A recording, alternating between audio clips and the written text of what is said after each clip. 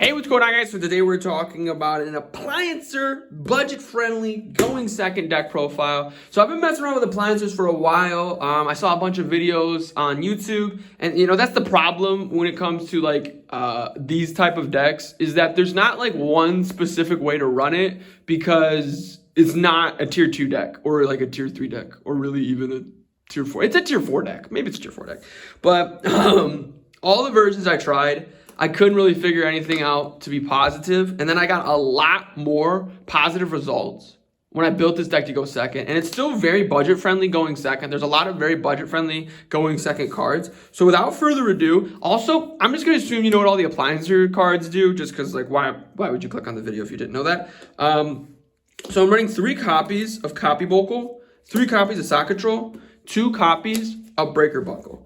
So the reason why this card's at 2 is because these 3 summon themselves out, right? So this card starts to clog at more than 2 in your hand, right? So that's why I'm running it. It is a very powerful card though, actually, going second, because after you break their board, you can use this card to keep your Laundry Dragon alive, right? And this card's really solid. Copy Buckle and Socket are really solid. Socket is going to be the one that's going to find its way to get the monster effect negation. Like if you go Socket for copy for Socket effect to summon, usually that's going to get the negation. But this is also too why you can run this deck going second, because there's only 3 cards in the monsters. Like there's only 3 monsters. So now you have so much flexibility where you can take this deck that really it's more of an engine, less of a deck. But that's it for the Appliancer monsters. I am still running the Code Breaker combo. I saw this on a person. I'll have the video in the description. I can't remember the name of the person at this time, but this is a very solid combo to run with Appliancers. Then for the going second cards, 2 Orbital Highlander, 2 Alpha Master of the Beast, and 2 Jizukiros. I'm gonna assume you know what Alpha the Master of the Beast is. It's Pankratops 2.0. It's even better than Pankratops because it's got more attack, and you can run it at 3. I'm just trying to get these at 2 though, because I don't want to clog it too much.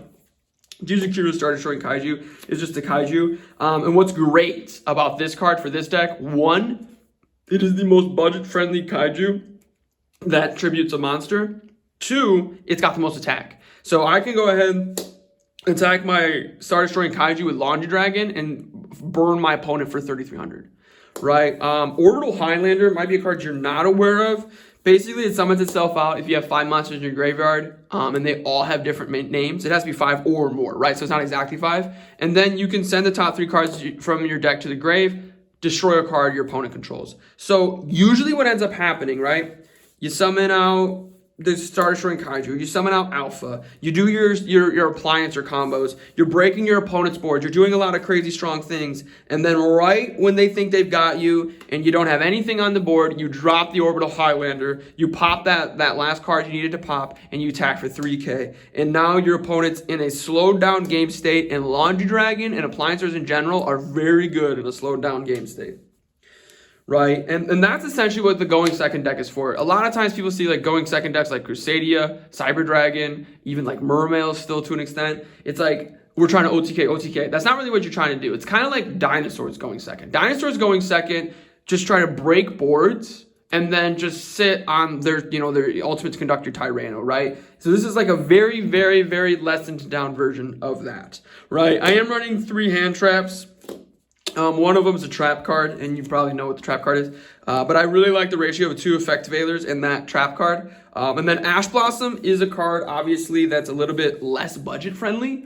But I think the cheapest version is like the Dual Devastator version for 15s. I really recommend you getting Ash Blossom. I don't think, even casually, I don't recommend playing Yu-Gi-Oh! Without Ash Blossom. It hits literally every single card, every single, it's try to maybe borrow 1 or 2 or 3, if you can, but Ash Blossom's way too good of a card not to run. But I am running 3 copies of the Field Spell, 2 copies of Reuse. None of the Link monsters can be used as Link materials the turn they were summoned, so that's why I'm not running the one that summons back Link monsters. It just never really came up in testing. But reuse, actually, what's great about reuse is, like, let's say you machine dupe or you socket troll. Is you got multiple monsters with the same name in your graveyard, you can reuse one of them, bring them back out, and then they go back into the deck. So now your Orbital Highlander is live. So reuse actually comes up a lot and is actually very, very good with Orbital Highlander. And the thing with this card, that's great and not great. This is the best card of all the Appliancer cards. So that's great. But it usually ends up getting like the salvage negate, or it usually ends, if they have an omni negate, this card gets the omni negation, right? And unfortunately going second, they're probably gonna have at least one omni negation. But if we're able to resolve this, it does so much for the archetype. That's why I run it at 3. And then I am running 2 copies of Machine Dupe, 3 copies of Iron Claw. I never needed the 3rd Machine Dupe. I will say though, if I did have it, it would probably be instead of the 3rd Iron Claw.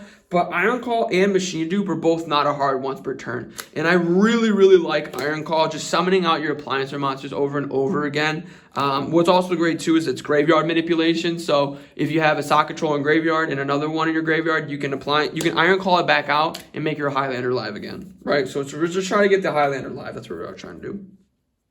3 copies of Where Art Thou. This is another card that gets negated a lot. If they have the Omni negate, this is the one that gets negated. But if you're able to resolve this, it's really good because even though this deck doesn't OTK very well, we are still running Laundry Dragon. We are still running, Orbital Highlander and Alpha. We can OTK. Even though this deck can't OTK super well, it can OTK. And the reason I'm bringing that up with this card is this card's burn effect takes place in the end phase, right? So if we're able to dodge the end phase by beating our opponent before that, we literally, and this is not a hard once per turn either. We literally just get free draws, free adds. 1 Upstart, 1 Monster Reborn, 39 card deck, and it's Monster Reborn. What's even great about Monster, I mean, you don't need to know why Monster Reborn is great, but you can Jizukiru your opponent's Dragoon and Monster Reborn it right back. Speaking of Dragoon, 2 copies of Dark Ruler No More, $5 common. Dark Hole works here as well. The reason I like Dark Ruler No More over Dark Hole is because it can't be responded to. And the reason I like Dark Ruler No More over Forbidden Droplets or Lightning Storm is because it's $5. As you would have guessed, 3 copies of Infinite Permanence. This is one of the best traps in the game. It is the best trap in the game. It's one of the best hand traps, is what I meant to say, in the game. But that's it for the main deck, 40 card main deck. For the extra deck, 2 copies of Appliancer Kappa Scale, 2 copies of Appliancer Laundry Dragon, 2 copies of Dryer Drake, 2 copies of Celatapotus, how do you say that? And then 1 copy of Vacuum Net. This one actually might be a 2 of. Like I said, I'm just going to assume you know what all of these do because they have really long effects and it's hard to read them all. Laundry Dragon's definitely a 2 of, and Celatops is definitely a 2 of. Celotopus, however you say it. No, don't want to say any card name, that's fine.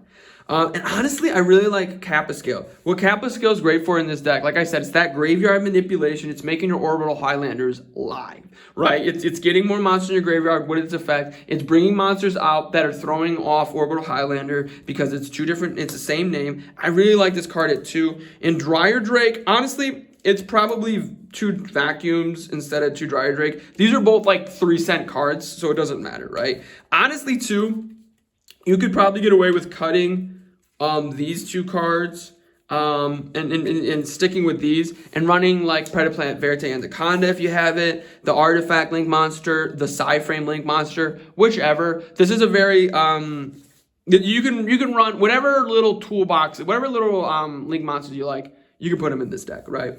And then I am running 1 copy of Puzzle Limino. Look this card up if you don't know what it does. It's hilarious. I run this in almost every random budget deck because it's like a 22-cent common, and it's actually really, really solid. It's got a lot of cool things it does. Like I said, I'm running the Code Breakers, so we got to run those cards. And then Saryuja, Appaloosa, Boral Sword. If you got Access Code Talker to the Saryuja or even the Boral Sword. But Boral Sword also helps us push for game if you're able to get to it, because we can Code Breaker combo into Appaloosa or Boral Sword and then summon the Orbital Highlander out.